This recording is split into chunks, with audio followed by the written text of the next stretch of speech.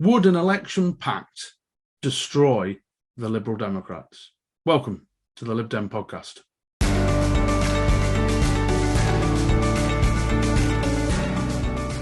Hello and welcome back to another episode of the Lib Dem Podcast. My name is John Potter and we're hosting today's episode on an issue that's come up loads since the Tories started to drop in the polls, and that is about election pacts. And we've had lots of questions, there's lots of strong opinions on it, and we found two people which strong opinions are never far away. We have the wonderful Lisa Smart from Stockport and a parliamentary candidate for Hazel Grove. Hello, Lisa. Morning, John. And never knowingly shy, we have Hannah Kitchen, the leader of the Barnsley Lib Dems. Hello, Hannah. Hello. Before we get into the meat and drink with this, we just want to send a quick thank you to everyone who subscribes to us on YouTube, follows us on the podcast, and even those lovely people that do send us a little bit of money via Patreon. We really appreciate it because, as we mentioned, this podcast is completely done by volunteers and every penny helps us keep it going. So we really appreciate it. And if you do want to become one of our Patreon members, do follow the link that's in the show notes. Right, PACs, lots of stuff going on it. I suppose, Lisa... Actually, no, we're not going to talk about PACs first. I'm going to change my mind. We're going to talk a little bit about the Tory leadership election that's going on. Under the proviso, we know that it will change by this evening. So we're recording on Thursday morning. So we've just had people like Hunt has just been knocked out. So there are 6 candidates remaining. We assume Braverman will go out today. But Lisa, what are your quick-fire thoughts on the Tory leadership campaign? Quick fire thoughts is that it's pretty much wall-to-wall coverage, isn't it? You can't turn on any news outlet whatsoever without hearing the views on how much tax should be cut by these 6 people, one of whom is going to be our next Prime Minister. I think it's, yes, okay, it's a big news story, of course it is. It's slightly at the soap opera part of it, where the nation is only just waking up to the existence of Suella Braverman in many ways, and indeed Penny Mordaunt. I'm regretting it.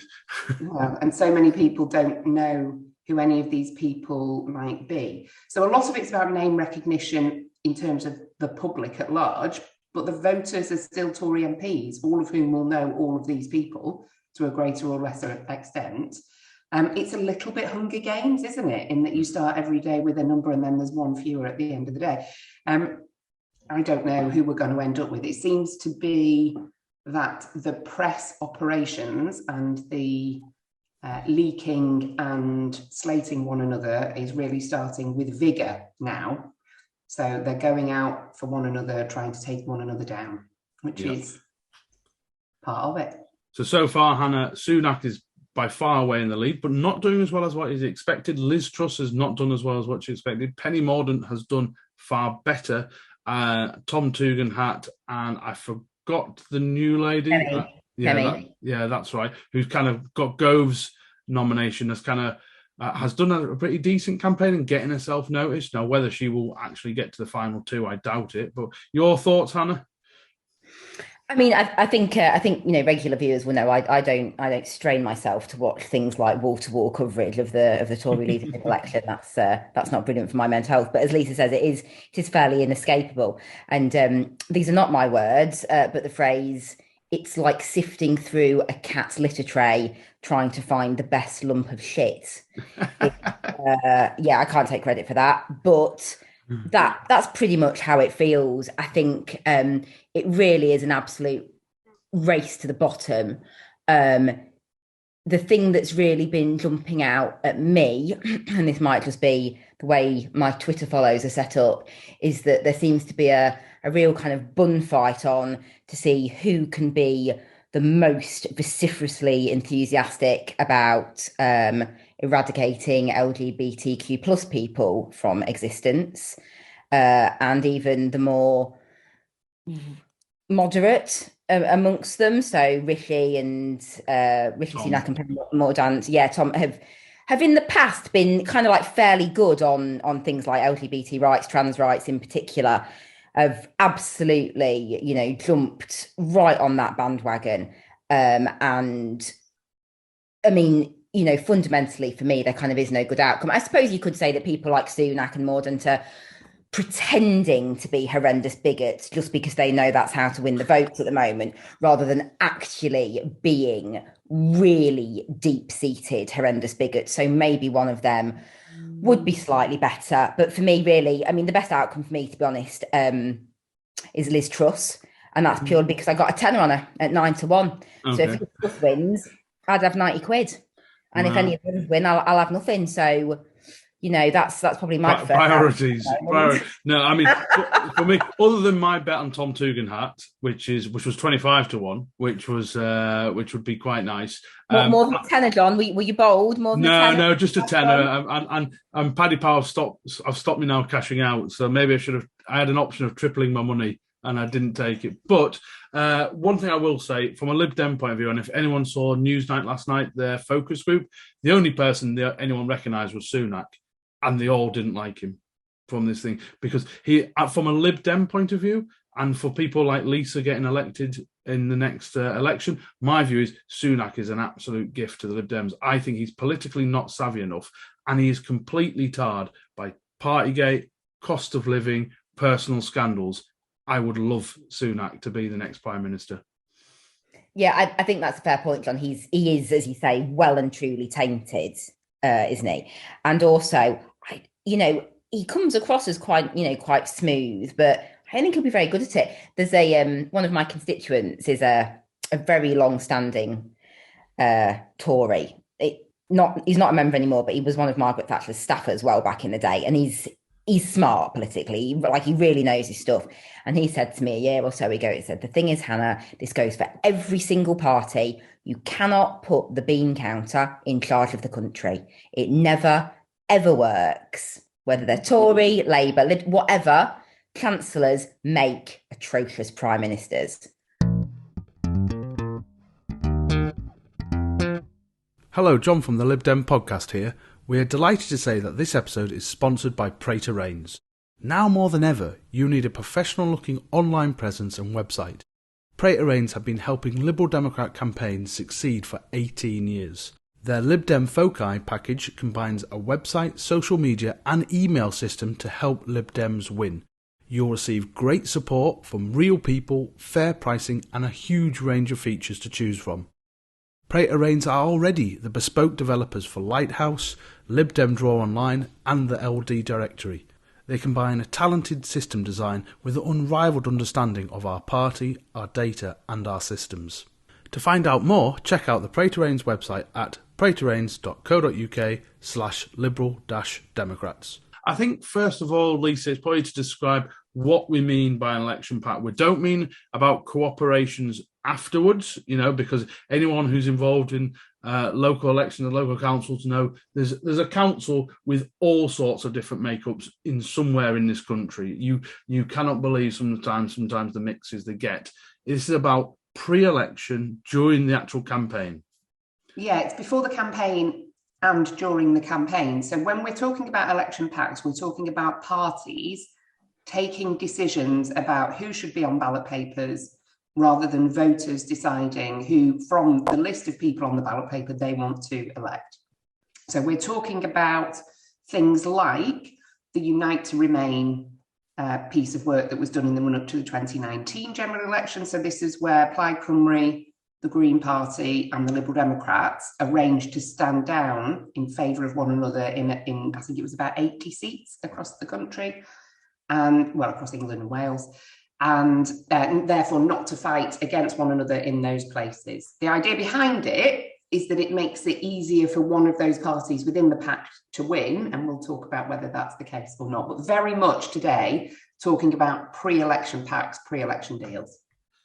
Now, Hannah, I know your thoughts on this, but do you want to give us, let's start with your general view about whether you think they work or not.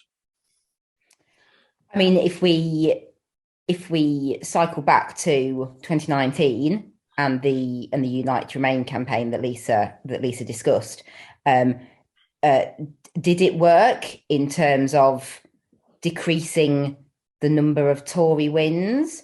No. Did it work in terms of getting more Liberal Democrats, more Green MPs, more Plaid Cymru MPs elected? No. Obviously, Labour didn't participate in that pact, and that is because Labour it's built into Labour's constitution. Labour have a constitutional requirement that they will stand a candidate in every single seat, which I am 100% on board with. I wish that we had the same. Did it help in terms of Labour winning more MPs? No, it didn't. So I think we can, on balance, say that Unite to Remain was an absolutely spectacular failure of pacting. Could we, is it fair to generalise that out? No, it perhaps isn't fair to generalise that out. But I think what that told us, and you can certainly extrapolate some of this, is, voters actually don't like being told what to do. Voters do not move as blocks. So if I give you my personal example, in Penistone Stocksbridge, which is the seat that I stood in, the Green Party did not stand. I mean, they'd never actually stood in that seat in its entire history. So whether that was really a stepping down or not is perhaps another point of discussion. But the Green Party did not stand under the Unite to Remain Pact, ostensibly to stand aside for me as the Liberal Democrat candidate. Hundreds of furious, obnoxious emails from Green Party members telling me that I was an absolute disgrace and I should stand down for the Labour Party. Well, it's hard to stand down once your name's on the ballot paper, isn't it? So that was never going to happen. The Green voters in Penistone and Stocksbridge voted Labour without exception.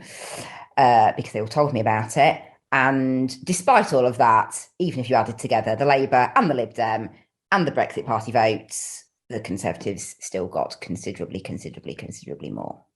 And I think there's lots to unpack from what Hannah's just said there, Lisa. I think one of the key ones is that voters aren't stupid, and actually they don't go in blocks and they don't go where politicians want them to go. Just like politicians don't get to choose the issues that matter. They also don't get to choose the voters what to do either. And it's interesting when you look at the by-elections since. I mean, and we've had several very good ones. None of them had election pacts. All of them delivered the result we would have wanted. So what's the point, Lisa? So you're absolutely right. There haven't been any election pacts at all. And we're talking about the ones that the Liberal Democrats have won. So we're talking about Cheshire and Amersham, North Shropshire, Tiverton and Honiton, where all the parties stood. The Greens stood, Labour stood, Conservatives stood, Random Crazies. Rejoin EU stood. A variety of people stood. The Liberal Democrats won. And having been to all three of those, voters were very clear really quite quickly which team they wanted to support, which candidate they wanted to support to get the outcome they wanted. And there were a number of people who said to me when I was canvassing, well, normally I'm a Green supporter, but, as a protest, there's no point doing that round here. This time, we've got a real chance if we work together of getting the buggers out. And so if we all get behind your woman, your man, your candidate, we can do it. And so voters quite quickly worked that out. It's also the case in places like Batley and Spen, places like Wakefield, where we had Liberal Democrat candidates standing. These were not by-elections where we thought we would win, and so we had a campaign that reflected that. We could have thrown lots and lots of money at it, like huge amounts. You can spend up to £100,000 in a parliamentary by-election. We could have spent up to that. That wouldn't have been a good deployment of our limited resources. What we did was give every single person in those constituencies the option of voting for a Liberal Democrat candidate, and some people chose to use that option, and we're very grateful for it. We also, though, concentrated our efforts where it made the most sense. So in Batley and Spen, we concentrated, I think it was 2 wards in Batley and Spen, basically in Clackheaton. And in Wakefield, we concentrated in a part of the constituency where it made the most sense for us to do so. Voters very quickly understood how they should vote to get the result that they wanted, and did that really quite easily. Yeah, and I think Batley and Spencer are really interesting because remember, Hannah, I think it was me, you, and Tom Gordon, the candidate for Batley and Spen, the morning after, and poor Tom had like half an hour's sleep or something like that. And it was very obvious that the Labour only kept that seat because Lib Dems stood. Because those moderate Tories would have stayed Tory if it wasn't for Lib Dems on the ballot, generally. Okay, I did say before, we should do generalisations, but we saw that in places where Lib Dems had councillors, that was definitely a thing. And so not only does it not help, it can sometimes be counterproductive.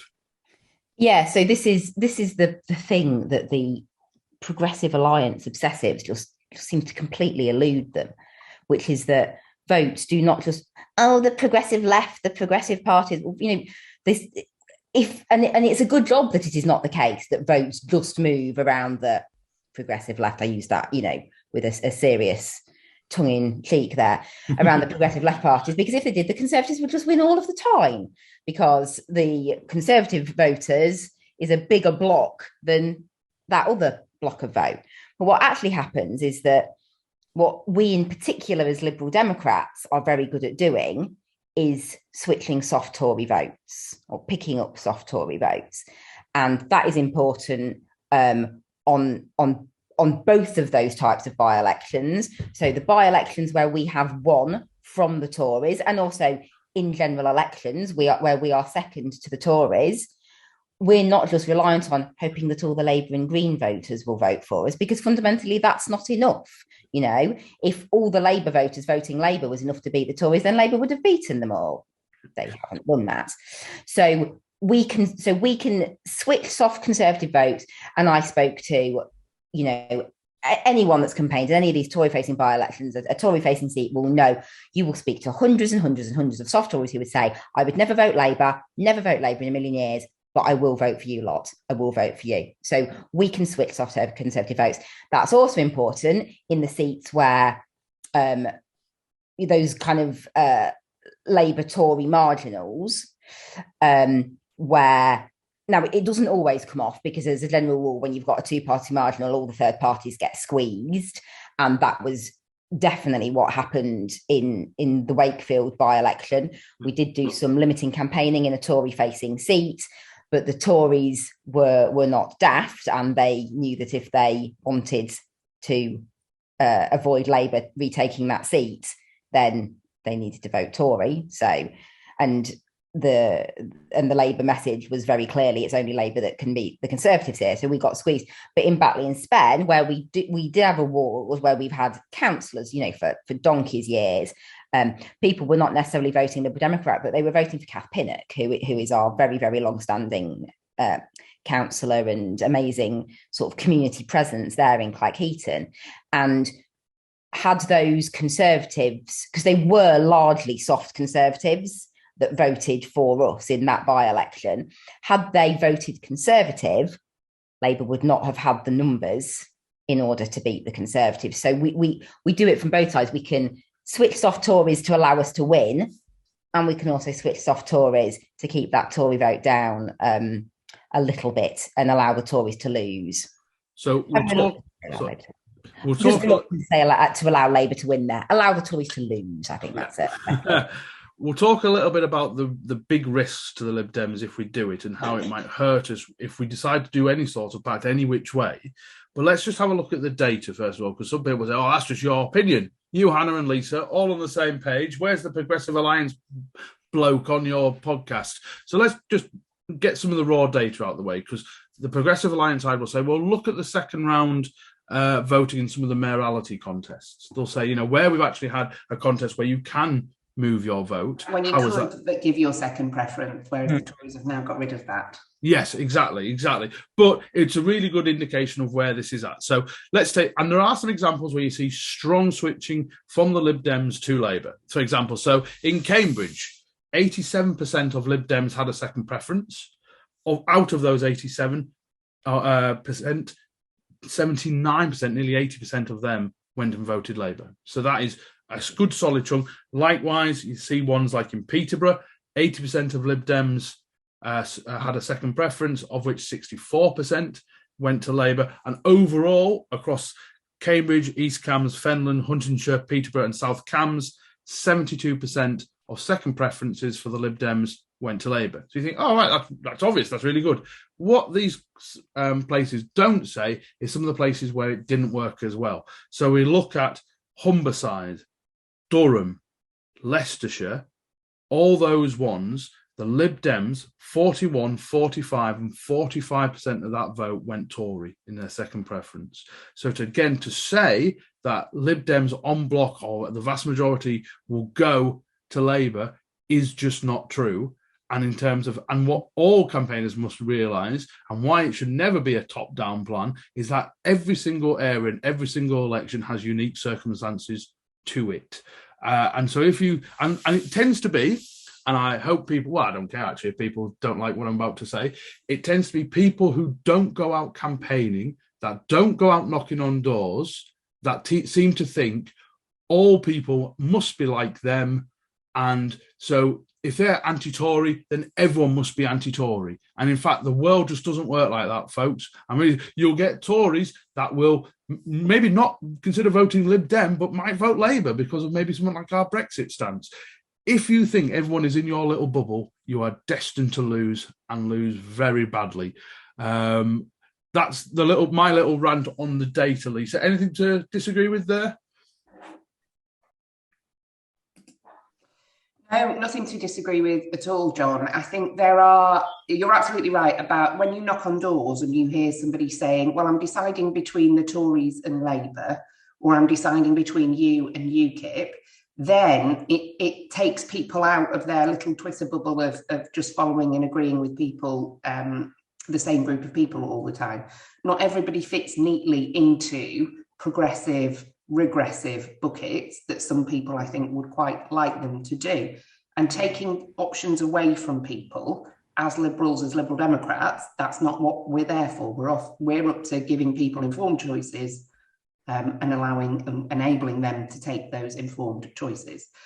For me, one of the things in the by-elections we talked about the by-elections being a clear-cut example of people saying, I'm deciding between you and the Conservatives. And we just know that would be made so much harder if people thought that somehow voting Lib Dem was a proxy Labour vote. So much harder for that big group of soft Conservatives. And if you look at the data and how it tracks over time, that squeeze message that we talked about, so those people who in a different election would vote Green, but they know the best way of stopping the Conservatives is to vote for us. That happens quite quickly, and you can see that in the data. The bit that takes the time is that soft Conservative block of people, those switchers. That's what takes the time. And so that's what needs the effort. And that's what needs those conversations, those doorstep conversations, phone conversations, and that a shed load of literature. Yeah. And I just want to, before I bring Hannah in on this, there's 2 points I want to make. Firstly, was a conversation I did last week in a patch we want to take from the Tories next year, and how voters don't always fit.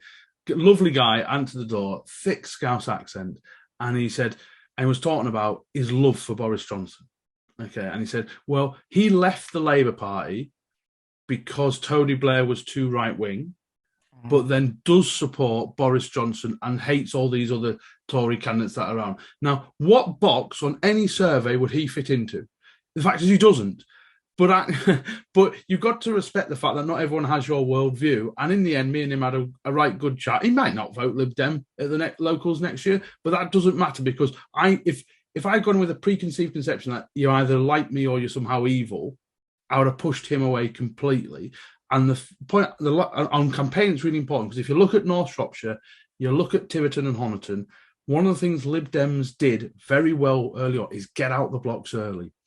So that ward I was talking about with the Scouse chat is pretty much a three-way marginal now. And we know Labour, well, we think Labour's vote has peaked and there's enough Labour vote for us to try and think. But in order to convince those Labour people to come across, you've got to put out a ton of leaflets, a ton of effort to show that you are the main challengers in that seat. It's not rocket science. You've just got to get it done. And the sooner you get it done, the better. So doing a kind of ALDC hat here, get out early, do your surveys, do your recruitment, get out, win your election by Christmas, and then after Christmas it becomes a lot easier. Hannah? Yeah, I think the other thing to remember as well about the sort of Progressive Alliance brigade is, I mean, don't get me wrong, I do know that there are Liberal Democrat members, there are Green Party members, but they are fundamentally just a front for the Labour Party. And, what they basically mean is, what we would really like is for no other parties to exist and for every single seat just to be a straight fight between us and the Conservatives. That's fundamentally what they're saying. We know that under first past the post, it plays into two-party politics. I'm the same on Barnsley Council. I don't like it when Conservatives win or Independents win. I want it to be a clear choice between voters. You can either have Labour or you can have the Liberal Democrats. So, you do have to bear in mind that is fundamentally the Progressive Alliance's agenda. They want us to not exist so that Labour and the Conservatives can have a straight fight. Now, what I think some of them are slowly starting to grasp, not all of them, but some of them, is that actually that wouldn't work. Labour cannot win a majority government under first past the post. No. I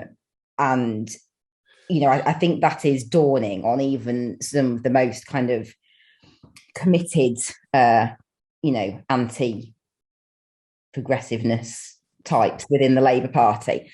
And if you look at the two recent by-elections as an example, I spent a considerable amount of time in Tiverton and Honiton, and it was extremely clear to me, if there had been some kind of formal pact with the Labour Party, whether that had involved them standing down or whether that had just been, a formal Keir Starmer saying, yes, vote Liberal Democrat, in order to beat the Conservatives, we would have not have won Tiverton Honiton. And in fact, not a chance.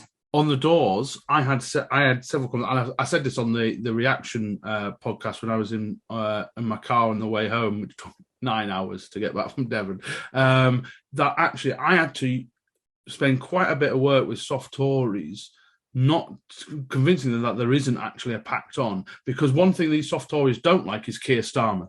Yeah. And so that is, it's a conversation that target seat candidates such as Lisa will have to figure out what their messaging is in terms of, because it was fairly easy in a by-election to say, look, Boris Johnson's still going to be the Prime Minister next week. Okay, he wasn't the week after, but he's still going to be, Boris Johnson's still going to be the Prime Minister. You can vote Lib Dem this time, and you're not going to get, Keir Starmer's not going to be Prime Minister next week. In a general election, that is a real risk for people. And again, a little bit of polling here just to show what's happening, because a lot of people say, look at that poll lead Labour have got. Isn't it fantastic? A huge poll lead. It's going to happen. Labour majority, when actually it's not. And the key point of this is that the Labour vote or polling has stayed fairly static at around that 36, 37-ish mark. Now, the Tory vote has dropped, but hasn't dropped and gone to Labour. This is a really important. It's dropped and gone to don't know, which is why the risk of talk of an electoral pact, as opposed to even just doing an electoral pact, is so dangerous to the Lib Dems. And at one point is that Labour has only gained 10% of its 2019 vote back from the Tories.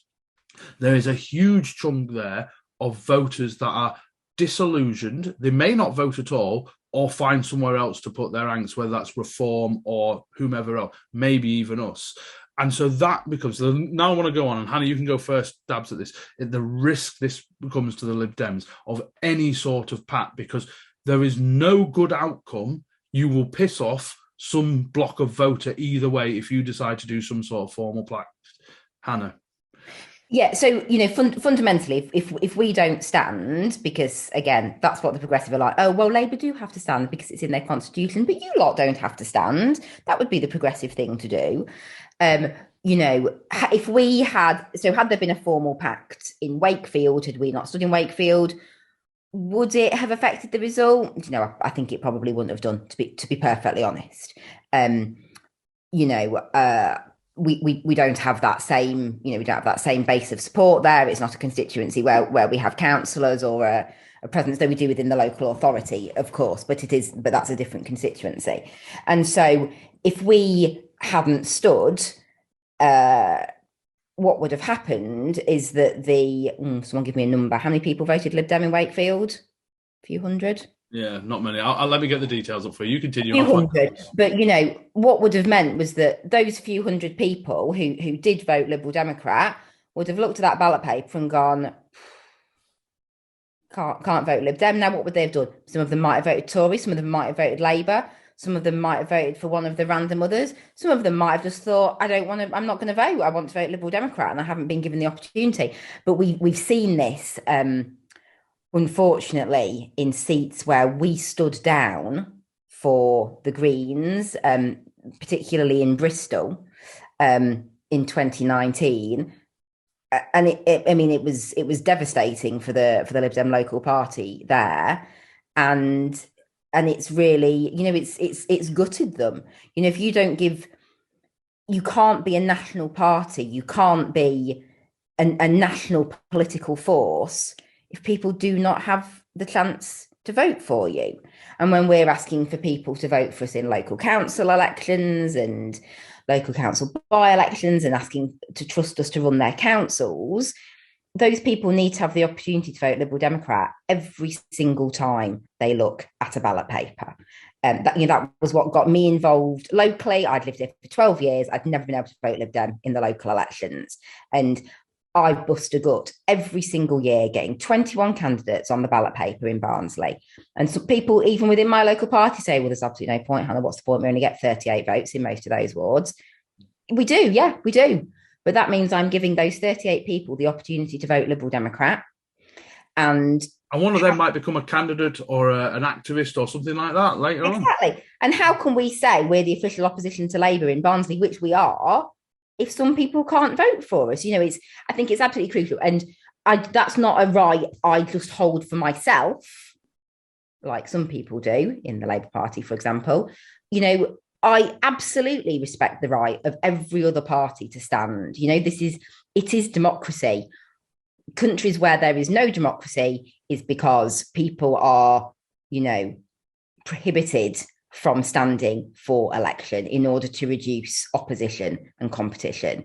So, even the random right-wingers, they are perfectly entitled to stand on that ballot paper. People are perfectly entitled to vote for them because that is democracy. And, we came across the odd in Tiverton-Honton, obviously the Labour vote squeezed itself, really, to be honest. It was very easy. But you do come across the odd person. Actually, I didn't find so many in Tiverton, but I remember one in Chesham and Amersham. Knocked on the door, spoke to this lad, and he just went, "I'm Labour." And I did my squeeze, and he went, "Yeah, I got a Labour member. I'm going to vote Labour." And I went, "Even if that means you get a Tory MP," and he went, "Yeah, I just always vote Labour." And I was like, "Fine, fair play. I would be the same, to be honest.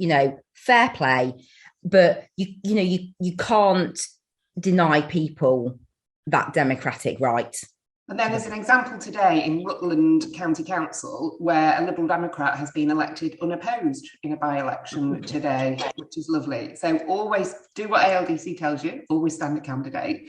There's a reason why as well. The Tories know this message is so powerful, and it's why Oliver Dowden, when he was chair of the Tory party, before he flounced off, and before he suddenly had a revelation that, things were not as they should be, he sent a letter to the Liberal Democrats and Labour saying, you're having an electoral pact. Look, I can see the number of candidates you're standing in local elections.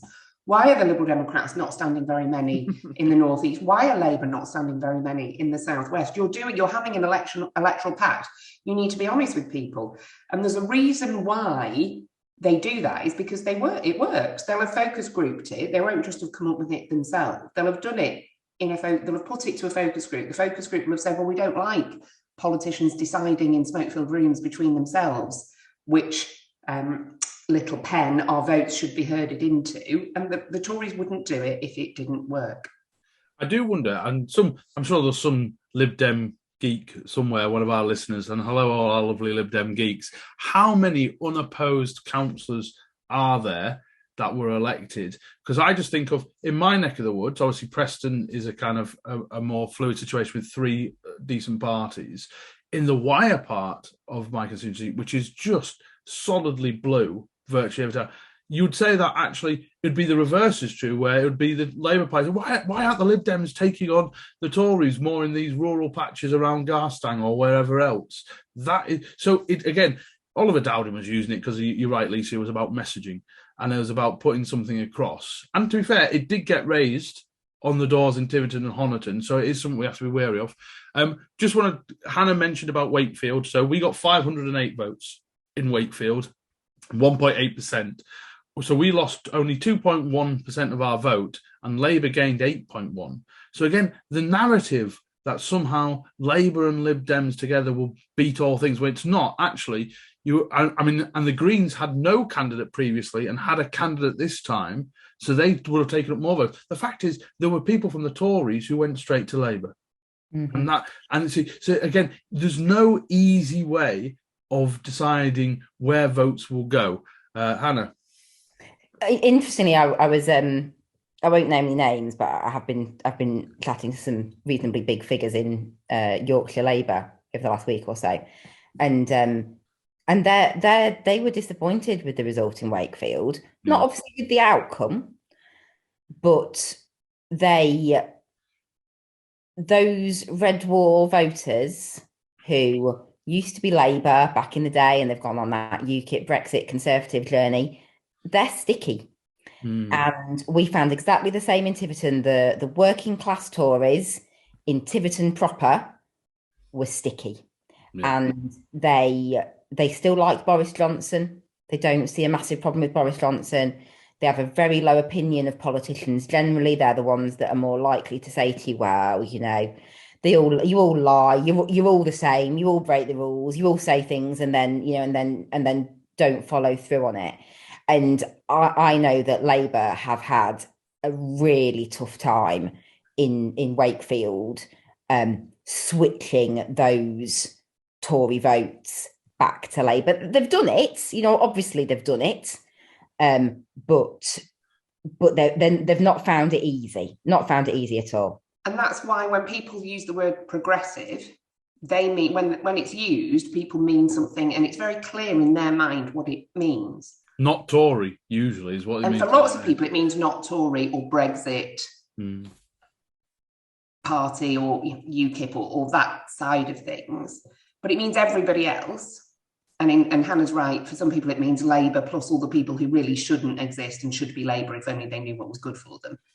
But you look at some of the people who are elected Labour politicians in parliaments and in councils, and you look at some of the decisions that they take and some of the rhetoric they use, and I would not describe that as progressive. I really would not.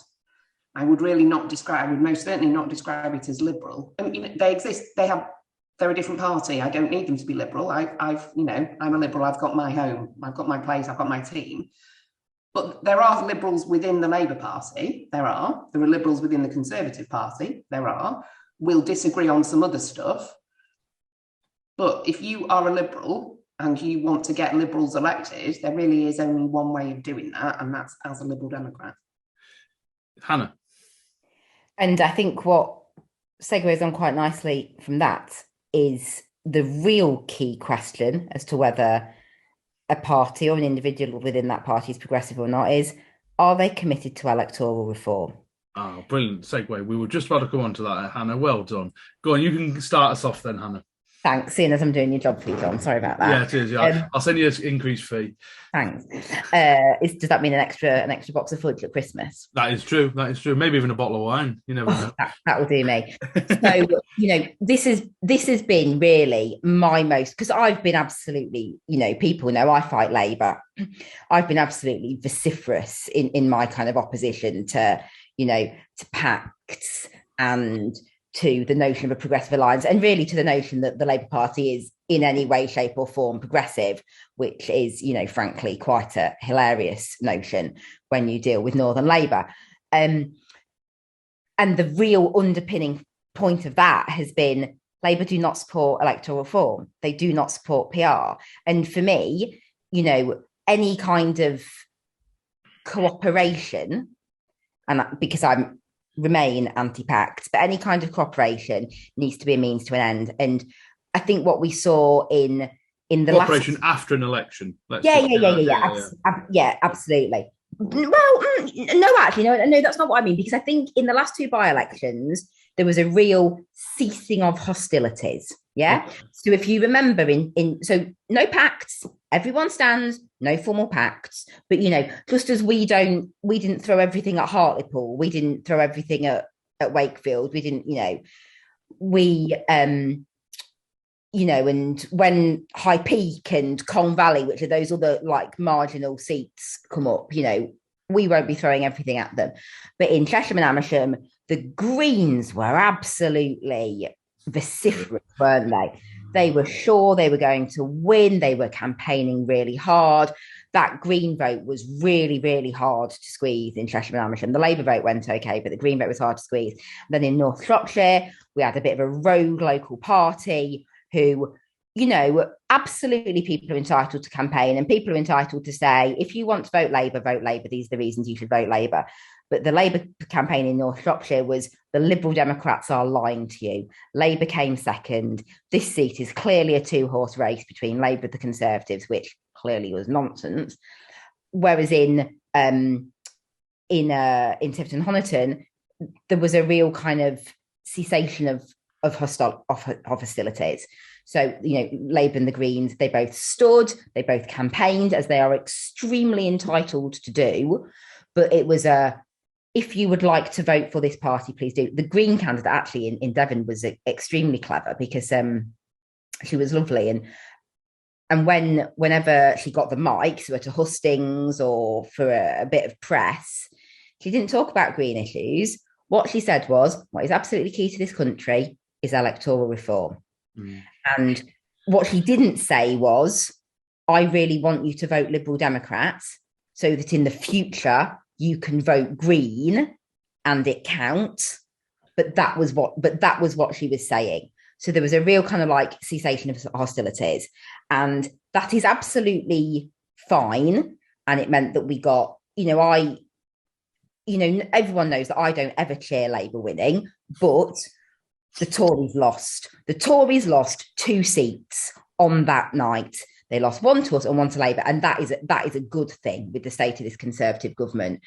But what needs to be the next step for me, all of that is useless if the outcome, if we get a general election where either Labour win a majority, they won't, or Labour don't win a majority, but with some sort of confidence and supply agreement, no coalitions, please. Let's not even start that conversation. If we go into coalition with the Labour Party, it will kill us, just like it did with the Conservatives, with an absolute red line on electoral reform, proportional representation, no referendums, please. That otherwise, all this kind of, talk of pacts, being nice to each other, not barging into each other's marginal wards to try and undo their squeeze. Lisa, for your sake, I hope they don't do that in Hazel Grove this time. Again. No, but that will all come to nothing if we don't come out of it with electoral reform. That is the bottom line. And I am genuinely seeing a shift in figures in the Northern Labour Party who have previously been dead against that. It is coming. And do you know what? And I credit to them for that, because it's taken them a while, and, they get in there. I think they realise that what Labour's got to realise, you were talking, just rowing back slightly when we're talking about Progressive Alliance stuff, is actually we haven't even talked about Scotland. And if we talk about, when people talk about the Progressive Alliance, they include Plaid and they include the SNP. And you only have to listen to what Alex Cole-Hamilton in an episode a couple of weeks ago said, there are many things that we fundamentally disagree with the SNP on. So saying that somehow we are all in some one cosy pot doesn't match reality. Now, Lisa said on her interview we had with her about our next MPs was a red line, and her default was PR because it changes everything. And I think that's my sort of, if you want better politics, more funding for you, whether it's the NHS, the armed forces, for police, for local councils, whatever, if you just want a better standard of politician, then PR delivers that. And I completely agree with Hannah. I think we've had so much Tory control, basically for 75 years out of the last 100, we have had Tories in control of this country. And at some point, Blair, I wonder now if in the back of Blair's mind, he thinks, did I screw this up? Because obviously there was a lot of chat. Probably not. He probably doesn't care at all. But there was a lot of chat running up to that 97 election about him and Paddy Ashdown getting PR, changing the voting system. Now, I want to read something out to you both, and I want to get your views. Now, I don't like quoting this particular woman because I think she talks rubbish. But this is Naomi Smith, who put on Twitter just yesterday, what day is it? Say 2 days ago, beg your pardon, is if you are pro-PR but against Progressive Alliance, then you are not pro-PR. First, because you won't get PR without a Progressive Alliance, but secondly, and most importantly, plural systems require parties to work together. Now, I would like to get your answer. My answer to that is she's completely missed the point. PR is what you get after you've got the parliament that may be able to change it. And I completely agree. We get PR, pluralistic politics becomes a lot more the norm. I completely understand that, but a Progressive Alliance won't lead to it because a Progressive Alliance won't work for all the reasons we have just discussed. Lisa? So typically the phrase Progressive Alliance is used to mean a pre-electoral pact between Labour, the Liberal Democrats, Plaid, Green, whoever. What it doesn't mean is elected politicians working together to deliver things that they agree upon. So in Stockport, we've got 2 Tory Lib Dem marginal parliamentary seats, but at the council level, the Liberal Democrats now run Stockport Council, but until May it was Labour who were running. So the 2 largest parties on Stockport Council are Labour and the Liberal Democrats. So we're both Labour facing and Tory facing. We disagree with Stockport Labour on huge amounts of stuff, rightly, and we give people different perspectives to vote for and to support. When we do agree, though, we're happy to work together. So I have, I think, seconded a Labour motion that was a very sensible thing on LGBT rights. Their lead person on LGBT issues has seconded something I've proposed. And where we can agree on things and where we have those shared values after election, working together makes complete sense. That is not a Progressive Alliance. That's not what we're talking about when we say Progressive Alliance. So when we're talking about getting a parliament elected at the next general election who will deliver PR, which I really hope will happen, Labour Party conference, I think in the autumn, will have another go at getting PR over the line, because it was clear last time the membership wanted it, or the voting membership at conference wanted it. At Labour Party conference, the unions didn't have enough of a position. Some of the unions have moved since then, and so it might get to be official Labour Party policy. That doesn't mean it'll end up in their next general election manifesto, but they're edging closer. And so I'm interested in what Hannah's saying about some of the Northern Labour figures she's been speaking to recently. That's not the same thing. Having a shared agreement about how to make politics less terrible isn't the same as saying it's a Progressive Alliance. We're talking about something completely different. Hannah? I mean, first of all, when we're talking about Naomi Smith and Best for Britain, I refer you back to my earlier comment about most Progressive Alliance advocates merely being Labour shills. So I think that one still stands. To be honest, I don't know where Naomi Smith has been for the last month. I don't know where. I mean, I do know she's been on Twitter. She certainly hasn't been out on the doorsteps. In places like Tiverton and Honiton. It's the outcome of those 2 by-elections was the right outcome. I don't always think this, but I have just about now come around to the belief that a Labour government would be better than this lot that we've got at the moment. That is not my standard operating mode, because if it was, I would be a Labour Party member and I'd be the leader of Barnsley Council or an MP or something like that. But that is where we are at now. This is the worst Conservative government in anyone's memory. And I'm talking about the memories of some serious, true blue, dyed-in-the-wool, lifelong Devon Conservatives. Johnson and his cabinet are not Conservatives. They are liars, charlatans and chancers, and the list of replacements for Boris Johnson offer no promise that that is going to get better at all. So do I want the Conservatives out at the next election? Yes, I absolutely 100% do. Do I think a progressive alliance is the way to achieve that? No. Naomi, go and knock on some doors for once. And I don't mean go out with the Labour Party and knock on Labour supporters' doors, which is what you normally do. Go and knock on some doors. We can do this. Voters are not stupid. Voters are, I'll tell you what, really good just to come in here, and that really great indication of where voters are, and how idea of saying don't assume voters are disengaged with it is actually, I listen to the Times Red Box podcast quite a lot, and I will recommend that to everyone. Every month they do a focus group. And a focus group isn't a poll. It's only maybe 12 people or so, but they take them around various areas of the country, and they understand the nuance of it, and it's really good. So I really recommend going back and listening to some of those ones. Particularly, they showed the trend of where Boris was at, where Keir Starmer's at, and all the things that all that now has come true is actually being reflected in real life conversations with real people.